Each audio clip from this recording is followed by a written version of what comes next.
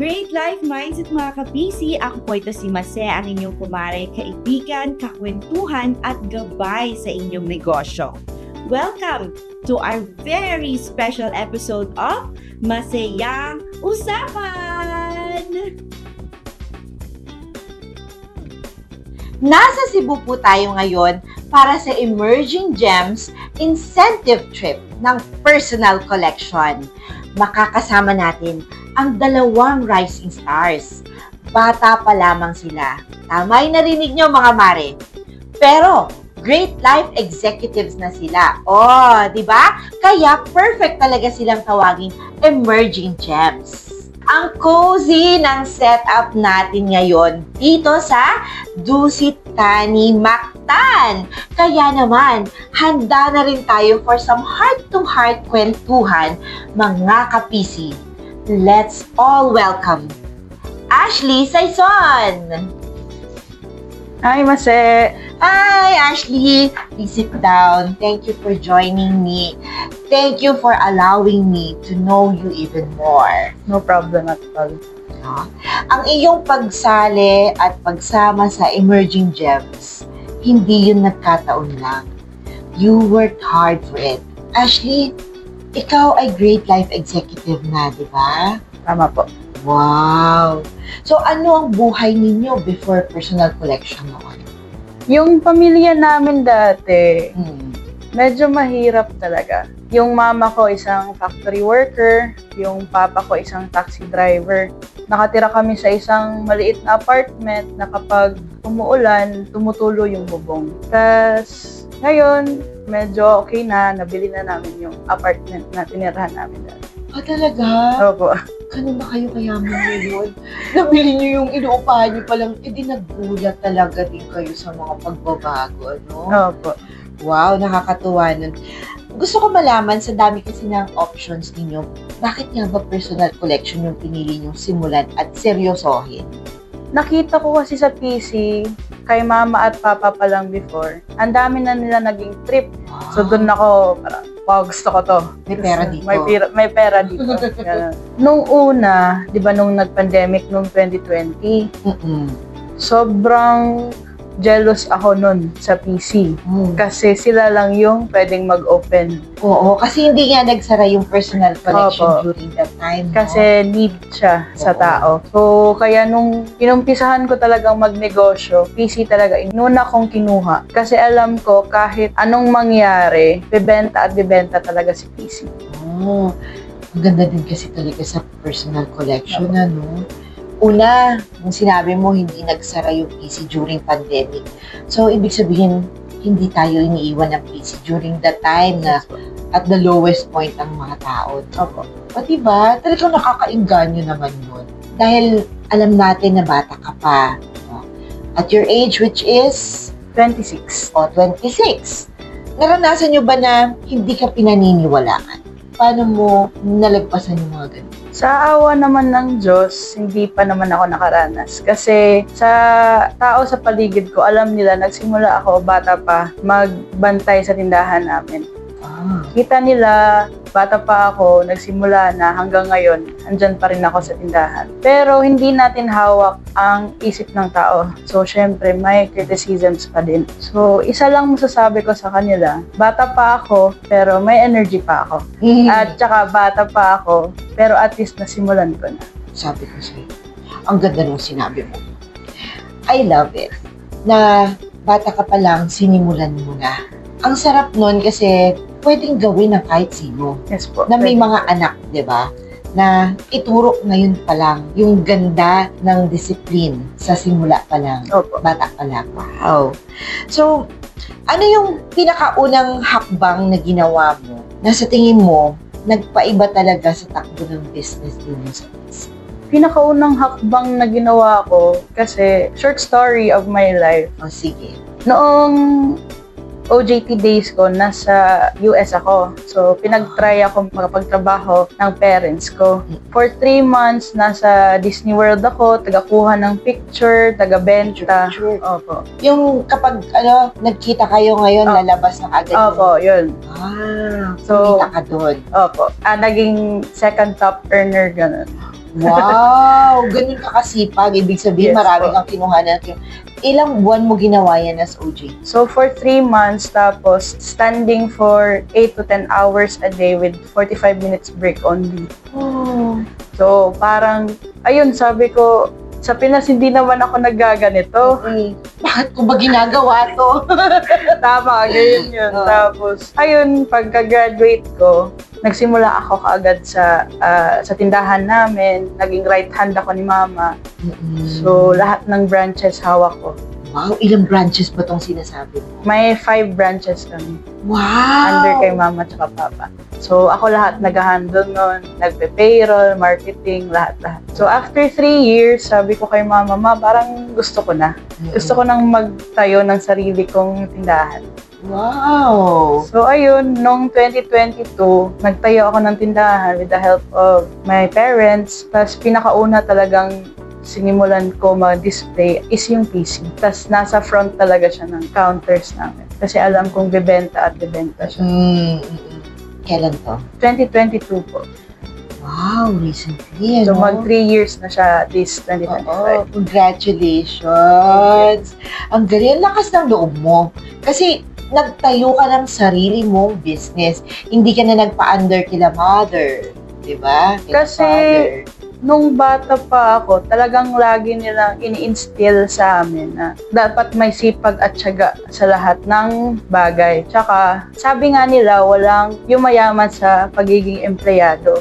So, dapat mag-start ka ng sarili mo negosyo. Dapat maging risk taker ka at all times kung gusto mo talagang maging businessman or woman. Hindi ka lang kumikita sa pagbenta, naging great life executive ka pa. At the age of 22. 22, 22. nung nag-GLE ka kaagad. Wow! So, ano yung mindset mo araw-araw? Gusto kong malaman kung ano yung naging sekreto mo, paano ka napunta sa ganyang posisyon. Nandito ako ngayon dahil sa pamilya ko, dahil sa parents ko.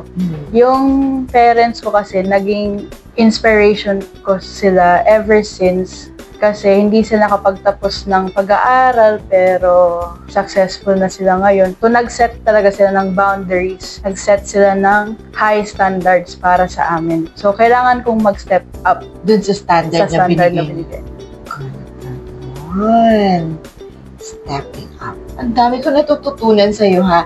Tingnan mo yung edad mo. Ako ang natututo sa'yo sa sinasabi mo sa akin ngayon. Kasi naniniwala ako sa galing mo. Hello mga ka-PC! Nandito pa rin po tayo sa Dusit Tani Mactan, Cebu City.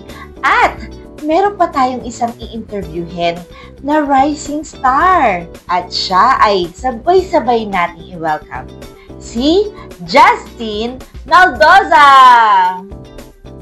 Hi, Justin! Maupo Hello, ka sa ma'am. tabi ko. Masaya. Hello! I'm so happy dahil pinaunlakan mo rin kami sa interview na ito. Yes po. Maraming salamat. And bata ka pa talaga nagsimula sa PC. Yes, Oo. ma'am. Can you tell me more? Bakit ang aga mong nag-personal collection? So, ako, nag-start akong mag-PC at the age of 18. 18, okay. Yes, ma'am. So, sa PC, ang mother ko po talaga ang bali na uuna po na nag-dealer. So, at the point na nahinto siya, binalikan ako ng kanyang recruiter, which is ako ang nag-start maging isang PC. Gusto mo talaga? Nung una, ma'am, hindi talaga. As a lalaki, wala talaga sa mindset, wala talaga sa amin yan na may ano ba ako nito, may plano ba ako nito, may future ba ako nito. Kasi- ano yung nagpabago sa isip mo? Kasi ayaw mo nung una eh. Tapos ngayon, isa ka ng emerging gem. Yes, ma'am. Nung nag-start ako mag-PC, yung naka-start ako na mag-recruit, doon ko Invite. nalaman, naka-invite ako, doon ko nalaman na okay pala. Kasi, ang products ni PC is basic needs. So, pinapalagay ko sa aking isipan, kung basic needs ang binibenta sa personal collection, mauubos at mauubos din yan. So, kapag mauubos, Kakailanganin na naman kakakailanganin naman nila. So, kukuha na naman sila. Wow. So, na direct way, hindi na ako mahihirapan na magbenta sa kanila ulit. Tama. Kasi- Kasi nasubukan na. Yes. Diba? Yes. So, ganun ba yung style mo? Pasubok mo muna? Yes, isa yon sa mga ano ko ma'am, mga way ko para maengganyo sila maging isang PC. Ang iba, hindi pa talaga mismo masasabi na magpa-member ako, pero Gumagamit na sila. gumagamit na sila. So, Sure na. yes ma'am. At sila'y paulit-ulit mo rin kinukulit at binabalikan. Yes, Wow. yes ma'am. Makulit talaga. Wow! Nakakatuwa kasi isa kasi sa mga successful nating dealers na nakasama at ang bata-bata mo pa. So, pwede mo ba ibahagi kung ano yung buhay mo bago ka naging PC dealer? So, ako po ma'am, nung una pong sa hindi pa po ako nag-PC, isa po akong student na nag-aaral sa college. Hindi po ako nakapagtapos. Bali, dropout student po ako. Kasi maaga po akong nagka-baby. So, nag-isip ako ng paraan kung paano ko sila bubuhayin. Sino ang magpapaaral sa misis ko, sino ang magpapakain sa baby ko. Doon pa lang na realize ko na kailangan ko na talagang kumilos. Hindi ka ba sinusuportahan? Or sa kalagayan ninyo, kailangan mong panindigan ang lahat ng to? Yes, ma'am. Kasi sa side sa misis ko, marami silang magkakapatid. So, humanap talaga ako ng way na para masustain ko yung mga pangangailangan nila.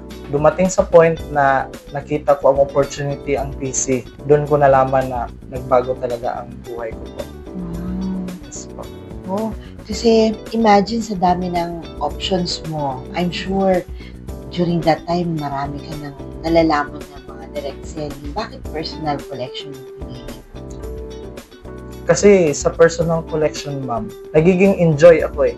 Yung tipong kagagaling mo lang PC, pagkatapos gusto mo naman magbenta, gusto mong mag-recruit, gusto mong makipag-usap sa hindi mo kakilala for the sake of our business. So, doon ko napalagay na, parang sa akin na to, na opportunity. Pinik ko yun as a blessing at trinabaho ko yun. O kasi 'di ba, sabi mo bata ka pa, maaga kang nagkapamilya, hindi ka pa nakagraduate, talagang ang hirap saan ako pupunta, 'di ba? Yes. Naging magulo ba yung isip mo noon na, teka, bakit personal collection? Pero anong gagawin ko dito? Lalaki ako, puro babae dyan. Meron bang naging hadlang sa'yo? Yes, ma'am. Dumating sa point na yung tinatawag talaga na discrimination. Justin, wala kang mapapala dyan. Kasi hindi nila kita yung nasa vision ko eh. So, umanap talaga ako ng paraan. Nagtiwala talaga ako sa self ko, sa vision ko. Kasi sabi ko sa isip ko na kung ano ang nakita kong vision, hindi nila yun nakikita. So, gift yun ni God para sa akin at hindi nila yun nakikita.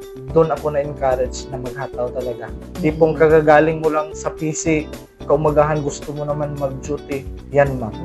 Yung pagkagising mo, excited ka pumasok. Yes, ma'am. Naranasan kong mag-recruit na ako lang isa. May XRM kami na motor. Umagang-umaga, ma'am.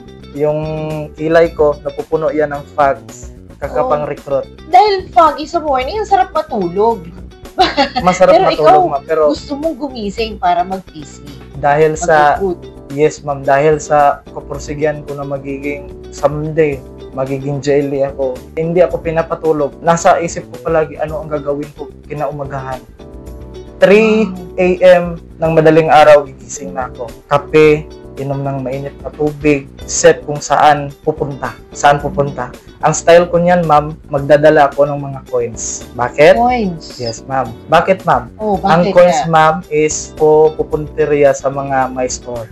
Kumbaga, ano lang ko, ma'am, pabili na nga ng candy, bali 5 peso.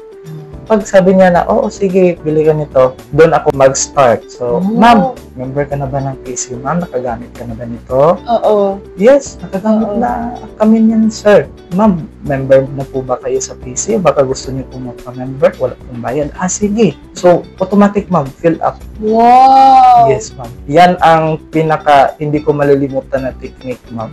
Pupunta ng madaling araw, Very effective yun. dadala ng coins, mag-ano ng candy, bibili ng candy, tapos Maganda yun. start ka na bali sa PC na Mag-recruit. Oo. Tapos babalikan mo ulit yun. Kukulitin Babalikan mo ko pag siya, hindi ma'am. nag-register. Yes, ma'am. Babalikan ko siya, ma'am. If ever na sa susunod na lang, babalikan ko siya, ma'am. Para paunti-unti, makukonvince ko siya paano mag-PC. Kasi nakita ko talaga ang vision sa PC, sa totoo lang, na dito talaga may buhay. Dito may pag-asa. Dito may great life. Dito may great life. Ako po ito si Mase at ito ang Masayang Usapan. Emerging Gems Cebu Special. Hanggang sa susunod na kwentuhan, great life mindset lang tayo palagi. Nene Gu!